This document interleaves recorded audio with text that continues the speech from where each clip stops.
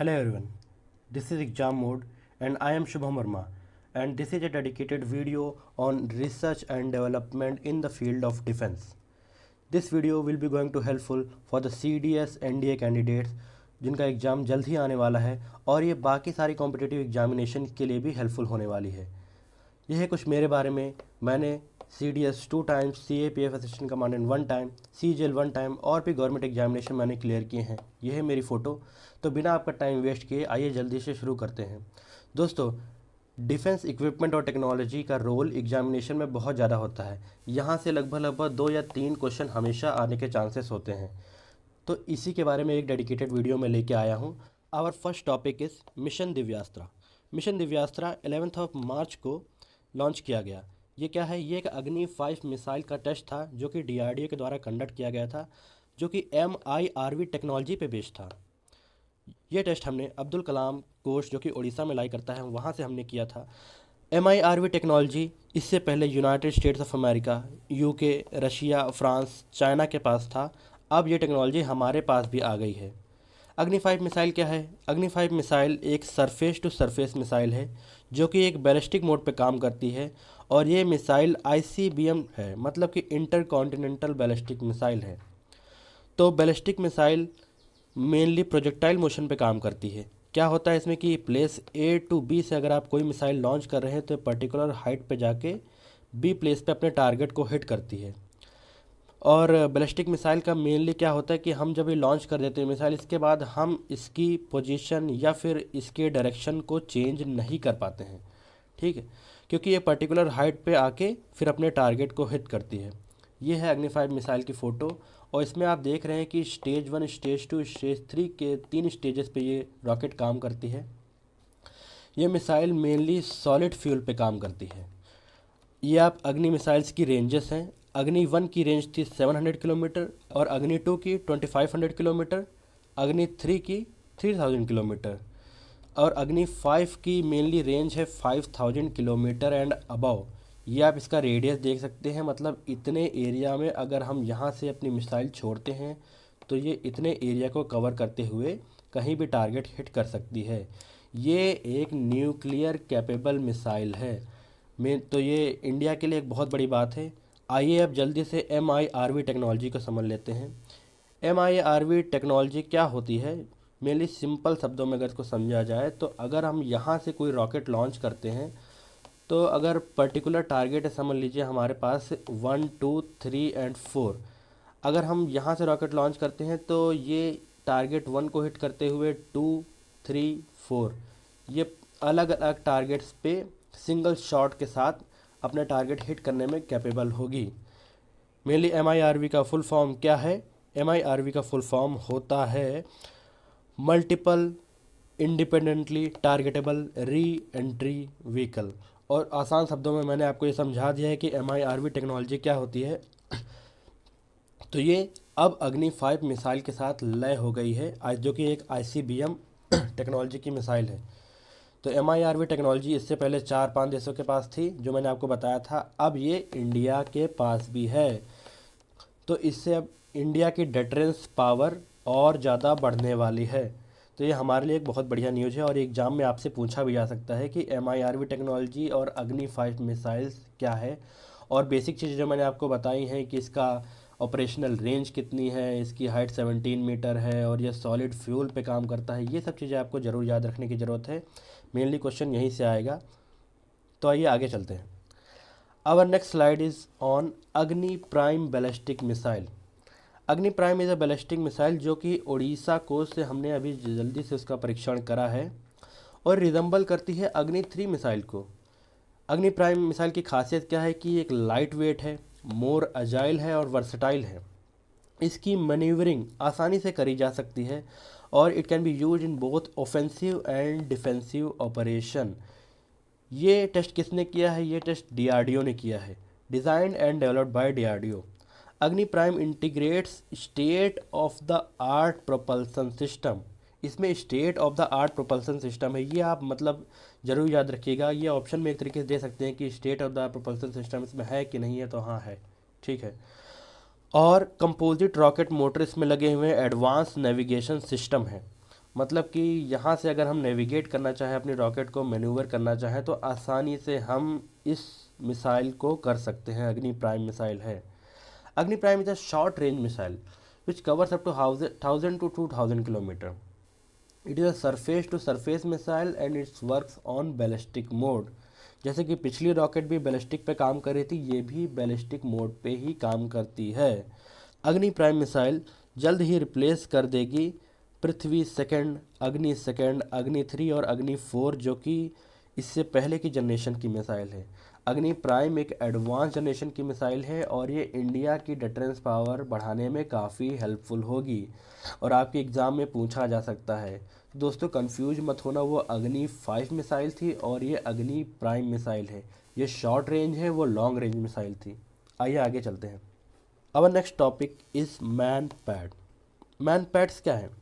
Man pads अगर मैं आसान भाषा में आपको बताऊं तो ये एक रॉकेट लॉन्चर सिस्टम है जहां से हम मिसाइल लॉन्च कर सकते हैं। कहां पर से?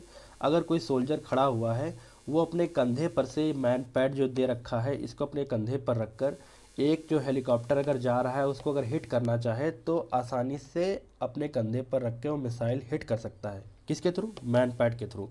ये मैन पैड हमने किससे ख़रीदा है? ये मैन पैड रिसेंटली इंडिया ने रशिया से ख़रीदा है। ठीक है, तो ये किस पे काम करता है? ये इंफ्रारेड टेक्नोलॉजी पे काम करता है। मतलब कि हीट सेंसर टेक्नोलॉजी को यूज करते हुए ये अपने टारगेट को हिट करता है। ये फायर एंड फॉरगेट सिस्टम पे काम करता है। मतलब इसको आप फायर कर दीजिए, उसके बाद ये अपने आप ही टारगेट को लॉक करके उसको हिट कर देता है, फिर आपको टेंशन लेने की ज़रूरत नहीं है। तो दोस्तों आपको मैन पैड और मैन पैट में कंफ्यूज होने की बिल्कुल ज़रूरत नहीं है। मैन पैड ये रॉकेट लॉन्चर सिस्टम है जो मैंने आपको बताया, जो कंधे पर रख के लॉन्च करा जा सकता है। और मैन पैड क्या होता है? Man pad is man portable anti tank system, जो कि सिमिलर मैनर में काम करता है, बट ये यूज करा जाता है to destroy the military tanks. मतलब मैन पैड्स टैंक्स को डिस्ट्रॉय करने के लिए काम करा जाता है। और मैन पैड जो कि एरियल व्हीकल, मतलब कि जैसे एक हेलीकॉप्टर है, उसको अगर आप हिट करना चाहते हैं तो उसके लिए आपको मैन पैड का इस्तेमाल करना पड़ेगा। और मैन पैड टैंक को डिस्ट्रॉय करने के लिए इस्तेमाल करे जाते हैं। तो मैन पैड और भी तरीके के हैं, जैसे कि यूएसए का मैन पैड है जिसका नाम है स्टिंजर मिसाइल मैन पैड। और इगला मैन पैड जो कि रशिया से हमने खरीदे, इसका नाम है इगला मैन पैड। ठीक है। स्टार स्ट्रीक ब्रिटेन के पास है। RBS-70 man pad series Sweden के पास है। ठीक है। तो ये डिफरेंट टाइप के जो मैन पैड्स हैं जो कि अलग अलग कंट्रीज़ के पास है। मेनली आपको ये यूएस का, रशिया का, ब्रिटेन का आपको याद रखना है। मैन पैड क्या होता है मैंने आपको बता दिया है। और रशिया से जो मैन पैड हमने ख़रीदा हुआ है, इसकी रेंज है 500 to 6000 मीटर। और ये कितनी हाइट तक की जा सकता है? 10 to 3500 मीटर हाइट तक अपनी टारगेट को हिट कर सकता है। इसको यूज करने के लिए आपको 10 से 12 सेकंड चाहिए इस रेडी करने के लिए। और ये अपनी स्पीड मैक्सिमम 320 मीटर पर सेकंड तक कैच कर सकता है। तो ये कौन सी कंपनी के द्वारा डिज़ाइन किया गया है? स्पुतनिक के द्वारा डिज़ाइन किया गया है मैन पैड, जो कि हमने रशिया से खरीदे हैं, इंडियन आर्मी का हिस्सा बन गए हैं। तो ये काफ़ी इंपॉर्टेंट न्यूज़ थी, ज़रूर याद रखिए।